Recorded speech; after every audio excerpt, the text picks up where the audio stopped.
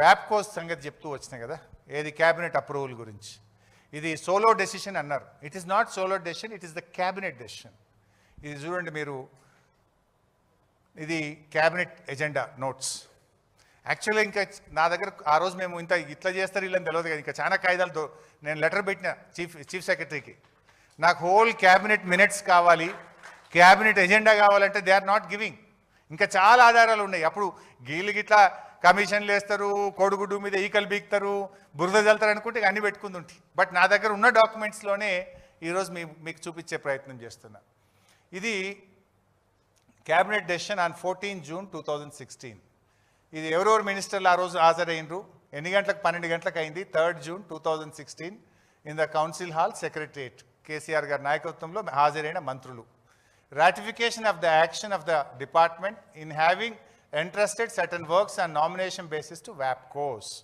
WAPCOS అనేటువంటి సంస్థకు survey చేసి తమ్మిడిహట్టికి ప్రత్యామ్నాయంగా నీళ్లు ఎక్కడున్నాయి, ఎక్కడి నుంచి తీసుకోవచ్చు అని వాళ్ళకే ఇచ్చాం. అది కూడా వాళ్ళకే ఎందుకు ఇచ్చినామంటే, అప్పుడు ప్రాణహిత చేవెళ్ళకు కూడా నాటి కాంగ్రెస్ ప్రభుత్వం WAPCOSకే ఇచ్చింది. WAPCOS ఈజ్ ఎ కేంద్ర ప్రభుత్వ సంస్థ, it's a government of India organisation.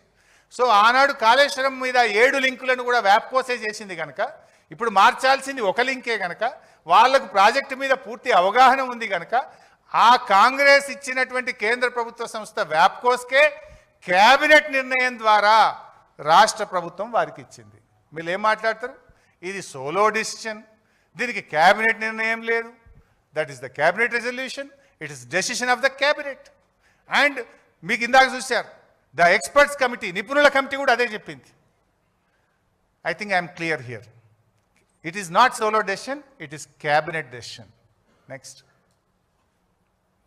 Cabinet sub committee.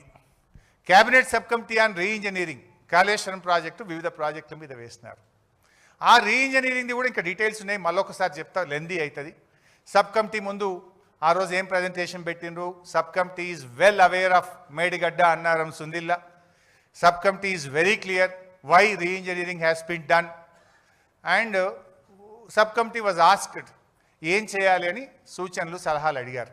So ఆ క్యాబినెట్ సబ్ కమిటీ ఇచ్చిన రికమెండేషన్స్ను 3 జూన్ 2016 నాడు క్యాబినెట్ ఆమోదించింది. Irrigation CAD department, reengineering of major irrigation projects, recommendations of the cabinet sub committee approved the recommendation of the sub committee.